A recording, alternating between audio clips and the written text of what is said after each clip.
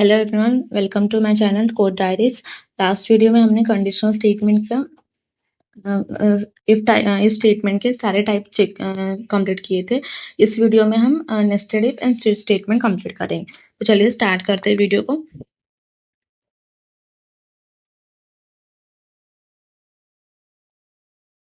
देखिए nested if, सबसे पहले हम देखते हैं कि नेस्टेड इफ क्या होता है। ठीक है, नेस्टेड इफ का मतलब होता है कि एक इफ स्टेटमेंट के अंदर हम एक दूसरा इफ स्टेटमेंट लिखना। ये कब यूज किया जाता है? जब हमें हमें एक कंडीशन को ट्रू होने के बाद ही दूसरी कंडीशन चेक करनी होती है, तब नेस्टेड इफ का यूज होता है। ठीक है, तो जैसे कि अगर हम पहले हमने इफ कंडीशन लगाई, ठीक है, उसका कोड अगर वो वैल्यू कंडीशन ट्रू होंगी तभी हम इनर ब्लॉक इनर इफ के अंदर उसका स्टेटमेंट एग्जीक्यूट होगा। ठीक है, तो ये सिंटैक्स होता है इसका कि इफ पहले कंडीशन 1 और फिर अगर ये ट्रू होती है तभी ये इनर इफ के पास जाएगा और फिर इसकी कंडीशन चेक करेगा। ठीक है, तो अगर हम रियल लाइफ एग्जांपल देखें तो जैसे कि अगर हमें ड्राइविंग लाइसेंस जो है, जो ट्रैफिक पुलिस होता है वो, ठीक है, सबसे पहले वो क्या चेक करता है कि हमारी एज 18 से ऊपर है या नहीं। ठीक है, अगर हमारी एज 18 से ऊपर है तो फिर दूसरी कंडीशन क्या बोलता है वो कि आपके पास ड्राइविंग लाइसेंस है या नहीं। ठीक है, तो ये हो मतलब कि अगर 18 से, तो हमने दो कंडीशन चेक की। सबसे पहले अगर 18 से ऊपर होंगी तो ही ड्राइविंग लाइसेंस चेक करेंगे, नहीं तो नहीं चेक करेंगे। ठीक है, अगर वो ड्राइविंग लाइसेंस होगा तभी आप कार ड्राइव कर सकते हैं। ठीक है, चलिए आप एक बार हम इसका कोड लिख के देखते हैं। ठीक है, सेकेंड, हाँ, ओके, ये मैंने यहाँ एक क्लास बना ली है, इसके अंदर ही हम चेक करेंगे। ठीक है, तो सबसे वही वाला कोड लिखते देते हैं। पहले हम मेन मेथड लिख लेंगे।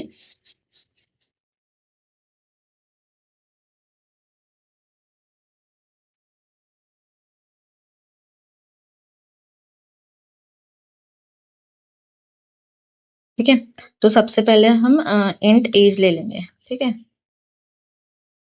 इक्वल्स टू 20 ले लेंगे। ठीक है, अब नेस्टेड इफ लिखना है हमें, तो सबसे पहले हम एज की कंडीशन चेक करेंगे। अगर वो इक्वल्स टू या ग्रेटर देन और इक्वल्स टू 18 होंगी तभी हम चेक करेंगे कि हाँ, हमें और एक वेरिएबल चाहिए होगा, हैज ड्राइविंग लाइसेंस। ठीक है, बुलियन टाइप का, हैज लाइसेंस। ओके, इसको हम ट्रू डाल देंगे अभी के लिए। ठीक है, तो हम यहाँ चेक करेंगे कि हैज, अगर ये ट्रू होंगी तो फिर यहाँ पर हम चेक कर, यहाँ टाइप स्टेटमेंट प्रिंट कराएंगे कि यू कैन ड्राइव। ओके, तो इसको रन करके देखते हैं।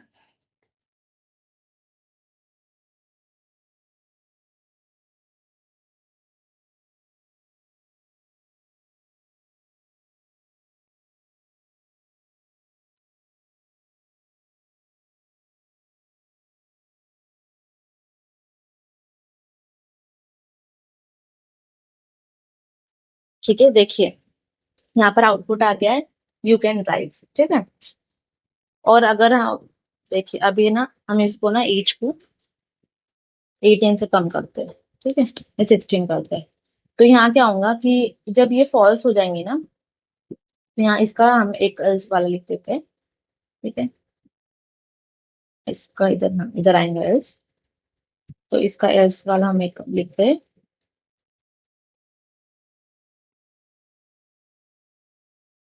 यहाँ लिखेंगे एजेस, यहाँ लिख देंगे हम माइनर। ठीक है, ओके, यहाँ मिल गया माइनर। तो यहाँ क्या हो रहा है, अभी एज हमने 16 डाल दी है। ठीक है, तो यहाँ पर जब कंपेयर करेंगे तो ये जो ये कंडीशन होंगी फॉल्स हो जाएंगी। तो ये जो है ना, ये अंदर ये इफ ब्लॉक के अंदर जाएंगे ही नहीं, इनर ब्लॉक के अंदर जाएंगे ही नहीं, ये डायरेक्ट एल्स पे आएगा और फिर ये यहाँ पर माइनर प्रिंट होगा। ठीक है, तो हम प्रिंट करा के देखते हैं। देखिए यहाँ पर ये माइनर प्रिंट हो रहा है। ठीक है, और अगर हम जैसे कि इसका एल्स ब्लॉक लिखते हैं अभी, हम्म, इसका एल्स ब्लॉक लिखेंगे अगर हम, तो यहाँ पर अगर हम प्रिंट कराते हैं कि अगर उसके पास 18 से बड़ी है एज लेकिन उसके पास लाइसेंस नहीं है, तो यहाँ पर क्या करेंगे हम, यू कैन नॉट ड्राइव।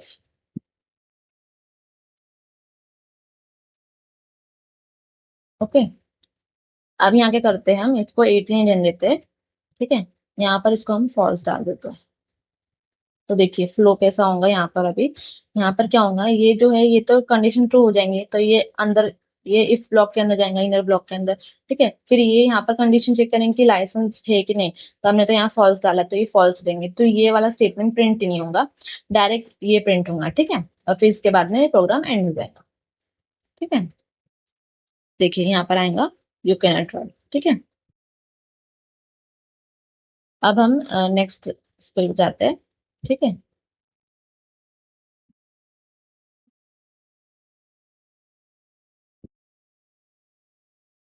अब हम स्विच स्टेटमेंट देखेंगे। तो सबसे पहले हम देखते हैं कि स्विच स्टेटमेंट क्यों मतलब क्यों इंपॉर्टेंट है। ठीक है, वो क्यों यूज करते हैं, क्योंकि हम हमें पता है कि ये भी कंडीशन को मतलब कंडीशन स्टेटमेंट ही है।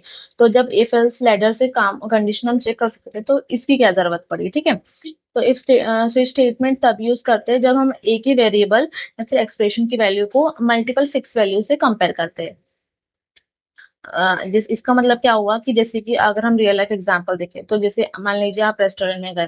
ठीक है, उसमें मेन्यू कार्ड से हम फूड ऑर्डर करना चाहते हैं। ठीक है, तो मेन्यू कार्ड जैसे यहाँ लिखा है कि 1 पे पिज्जा है, 2 पे बर्गर है। ठीक है, तो इस टाइप का मेन्यू कार्ड होगा। ठीक है, तो आपको अगर ऑर्डर देना है, ठीक है, तो आप नंबर एंटर करके ही ऑर्डर चले जाएंगे। ठीक है, तो अगर हम इफ एल्स स्लाइडर यूज करेंगे इस चीज के लिए, तो क्या हो जाएगा, यहाँ पर हमें हर एक चॉइस के लिए मतलब हर एक चॉइस को कंपेयर करना पड़ेगा, और फिर उस हिसाब से फिर हमें प्रिंट करवाना पड़ेगा।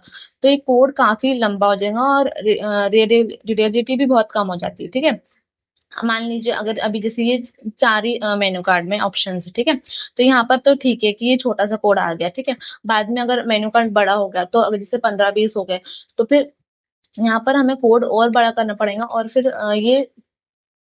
ये हेल्पफुल नहीं रहेगा। ठीक है, तो ये कोड और बड़ा हो जाएगा, और फिर मेंटेन करना भी डिफिकल्ट होगा, और कोड को कॉम्प्लेक्स होता तो इसीलिए इसको रिप्लेस करने के लिए स्विच स्टेटमेंट आया। अगर हमें कोई भी वेरिएबल या एक्सप्रेशन की वैल्यू को मल्टीपल फिक्स वैल्यू से कंपेयर करना हो, तो हम स्विच स्टेटमेंट यूज करते हैं। इसका बेनिफिट क्या होगा कि कोड छोटा रहेगा, क्लीन और इजी दिखेगा, मेंटेन करने में भी इजी होगा, और नए ऑप्शन ऐड करना भी सिंपल हो जाता है। ठीक है, तो ये इसका अभी हम देखते हैं कि स्विच स्टेटमेंट फिर क्या होता है। ठीक है, इसका सिंटेक्स देखते हैं। ठीक है, हमने देखा यहाँ पर स्विच स्टेटमेंट क्यों एग्जीक्यूट होता है। It is use to execute one block of code from multiple option based on the value of an expression. ठीक है, सेम चीज मतलब एक्सप्रेशन के हिसाब से हमें कुछ code block of code execute करते हैं हम। ठीक है, इसका सिंटेक्स कैसा होता है, यहाँ स्विच हमें कीवर्ड होता है स्विच। तो यहाँ पर स्मॉल केस में हम स्विच लिखते हैं, यहाँ पर एक्सप्रेशन डालते हैं हम, और फिर इसके पूरा स्विच ब्लॉक्स के अंदर हमें अलग अलग केस लिखने पड़ते हैं। जो वैल्यू कंपेयर करेंगे उसके अंदर का स्टेटमेंट ये प्रिंट होगा। ठीक है, और बाकी सारे जो होते हैं वो प्रिंट नहीं होते, वो एग्जीक्यूट ही नहीं होते हैं। ठीक है, और डिफॉल्ट मतलब डिफॉल्ट का क्या है इसके अंदर कि अगर एक्सप्रेशन किसी भी केस से मैच नहीं हुआ, तो फिर ये डिफॉल्ट वाला प्रिंट होता है। ठीक है, अब हम देखते हैं इसका कोड लिख के देखते हैं हम सबसे पहले। ठीक है, इसी के अंदर लिख लेते हैं, इसको ये कर लेंगे।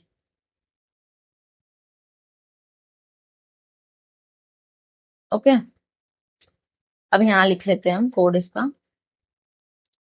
तो सबसे पहले क्या लिखेंगे हम, अब मान लीजिए हम ये लिखते हैं, बर्गर पिज्जा वाला ये एग्जांपल लेते हैं। ठीक है, तो सबसे पहले हमें चॉइस देनी पड़ेगी। ठीक है, तो हम चॉइस लिखते हैं, चॉइस इक्वल्स टू, अभी हम 1 दे देते हैं। ठीक है,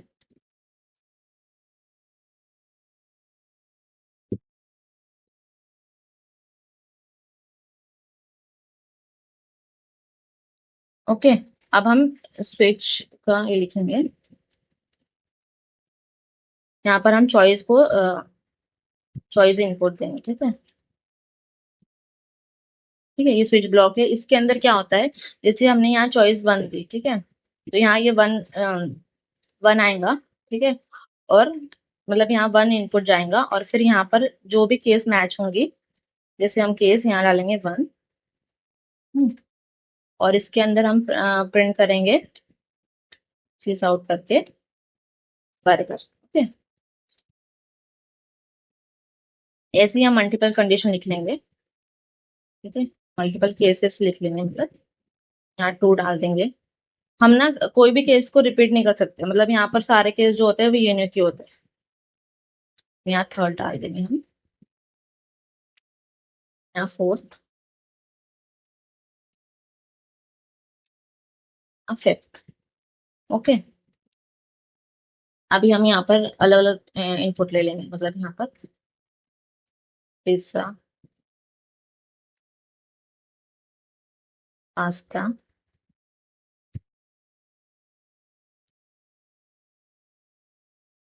सैंडविच, यहाँ पर कॉफी। ओके।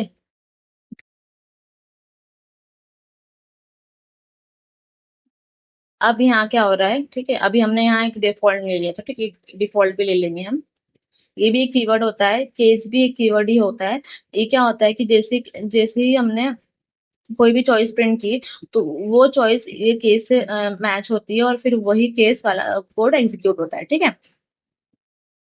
डिफॉल्ट मतलब डिफॉल्ट ब्लॉक कब यूज होता है, कब एग्जीक्यूट होता है, तब जब जो चॉइस हमने दी हो उसके कोई भी केस मैच नहीं हो रहा है, तो हम डिफॉल्ट ब्लॉक प्रिंट होता है ऑटोमेटिकली, ठीक है।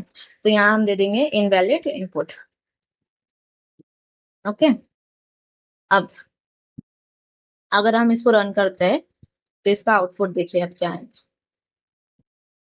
हम्म। अब यहाँ क्या हो रहा है, यहाँ पर सारे, क्योंकि देखिए अब हमने तो चॉइस क्या दी थी, वन दी थी, ठीक है। यहाँ वन दी थी हमने चॉइस, तो यहाँ पर क्या हो रहा है, सब प्रिंट हो रहा है, बर्गर ये सब सब सब सब, ठीक है। तो इसका क्या मतलब हो रहा है कि हमने ब्रेक स्टेटमेंट लगाया, तो हमें तो सिर्फ बर्गर ही ऑर्डर करना है, तो बाकी सारा पिज्जा सैंडविच ये सब क्यों प्रिंट हो रहा है, ठीक है। तो इसके लिए हमें क्या यूज करना पड़ेगा, ब्रेक स्टेटमेंट, ठीक है। ठीक है, ब्रेक स्टेटमेंट यूज करेंगे, अगर अभी हम पढ़ेंगे ब्रेक स्टेटमेंट क्या होता है, ठीक है। तो हम ब्रेक स्टेटमेंट से क्या होता है, जो भी केस मैच होंगे उसके बाद ये ब्रेक स्टेटमेंट जो स्विच ब्लॉक मतलब कि ये जो फ्लो होता है वो एग्जीक्यूट टर्मिनेट कर देता है, और ये डायरेक्ट ना स्विच ब्लॉक के बाहर आ जाता है, ठीक है। अब हम सब में ब्रेक लगा देंगे, तो जैसे ही कोई भी जो भी केस मैच होंगी ना, उसके बाद ये एग्जीक्यूट स्टॉप कर देता है, और फिर ना ये डायरेक्ट फ्लो जो है ना वो डायरेक्ट स्विच ब्लॉक के बाहर आ जाता है, मतलब इधर आ जाएगा, ठीक है, ये स्विच ब्लॉक के बाहर इधर। हम्म। तो अगर हम इसको अब चॉइस चेंज कर देते हैं, जैसे कि हम अगर हम टू डाल देंगे, ठीक है, तो अब क्या होना चाहिए, अभी प्रिंट होना चाहिए, हमने टू नंबर पे क्या डाला है, एक मिनट एक मिनट। हाँ देखिए पिज्जा प्रिंट हो रहा है, ठीक है, क्योंकि ये उसने टर्मिनेट कर दिया, ये एग्जीक्यूशन टर्मिनेट कर दिया और डायरेक्ट उसके बाहर आ गया। अगर अगर हम ब्रेक नहीं डालते, ठीक है, अभी इसके बाद अगर हमने ब्रेक नहीं डाला, तो क्या होगा, इसके बाद अगर हम ब्रेक नहीं डालते तो ये भी प्रिंट हो जाएगा, ठीक है। फिर उसके बाद ये प्रिंट होने के बाद में फिर ये जब यहाँ पर एग्जीक्यूशन आएगा तो ये ब्रेक हो जाएगा।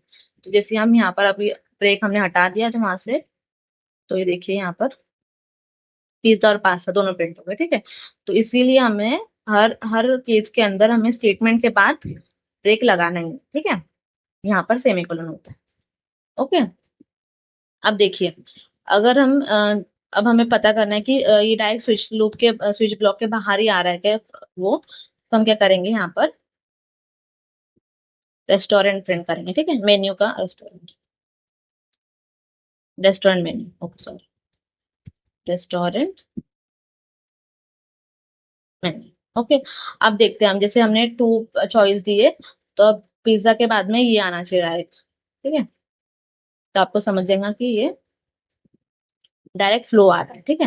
देखिए पिज्जा के बाद ये रेस्टोरेंट मेन्यू, तो मतलब ये पूरा स्विच ब्लॉक के बाद यहाँ पर ये यहाँ पर आके ये स्विच ब्लॉक के ब्रेक जो क्या करता है वो एग्जीक्यूशन रोक के डायरेक्ट स्विच ब्लॉक के बाहर निकाल देता है, ठीक है। तो यहाँ पर रेस्टोरेंट मेन्यू प्रिंट हुआ, ठीक है। अगर हम यहाँ पर चॉइस देते हैं, हमारे पास पांच ही चॉइस है, यहाँ हम छह दे देते हैं, ठीक है। तो क्या प्रिंट होगा, देखिए रुकिए, देखिए इनवैलिड इनपुट हो रहा है, ठीक है। ओके, और ब्रेक के बाद फिर यहाँ हमने ब्रेक नहीं लिखा ना, ब्रेक उसके बाद में फिर ये, ठीक है। अब हम एक बार ब्रेक स्टेटमेंट देख लेते हैं कि क्या होता है, ठीक है, डिटेल में।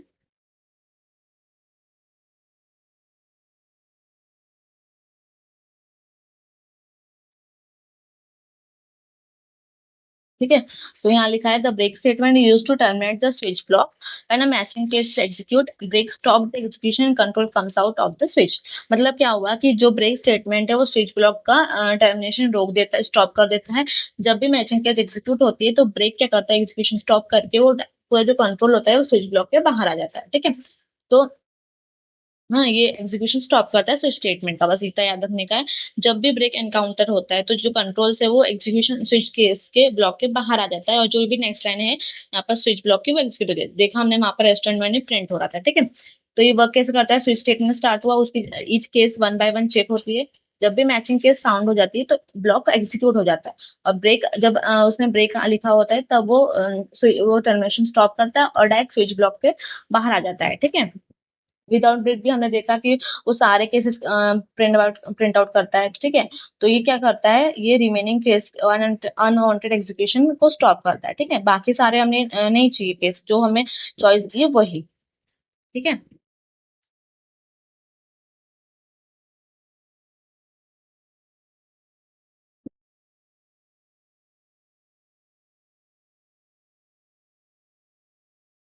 तो आज हमने नेस्टेड इफ, स्विच स्टेटमेंट और केस कीवर्ड, डिफॉल्ट कीवर्ड और ब्रेक स्टेटमेंट के बारे में डिटेल में सीखा।